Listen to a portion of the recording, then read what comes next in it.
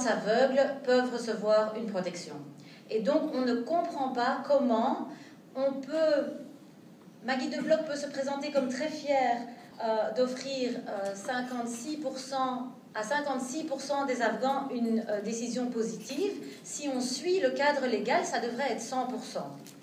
Simplement, il y a une sorte de crainte irrationnelle que si on les protège tous, ils vont tous venir. Mais ça n'est pas le cas. C'est historiquement pas le cas.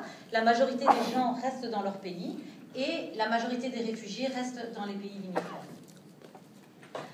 Alors, donc la réalité, 2012, 59% des Afghans ont reçu une protection, ça a un peu baissé en 2013.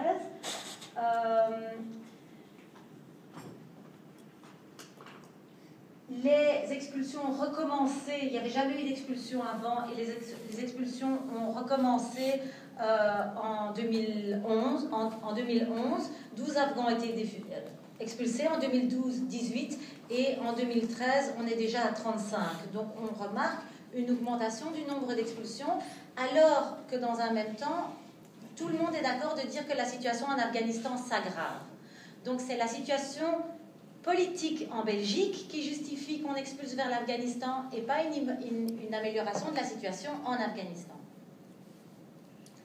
Alors, la lutte des Afghans, ça a commencé, et c'est important de le dire, le 8 mars pour la journée de la femme.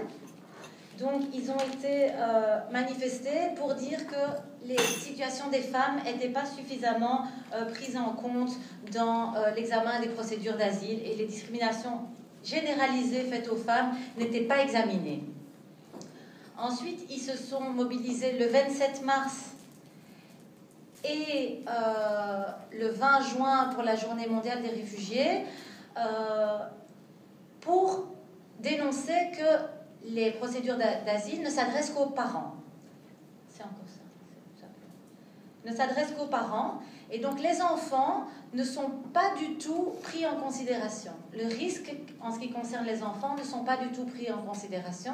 Et donc le 20 juin, on avait organisé une manifestation dans laquelle il y avait des enfants afghans, mais aussi des écoles belges qui étaient venues. Et on avait installé un château gonflable devant chez Maggie de Bloch. Donc jusque-là, les mobilisations étaient bon enfant, sympathiques. On essayait juste de faire passer un message. Ensuite... en fait, pour des raisons budgétaires, Maggie de Bloch a décidé de vider les centres.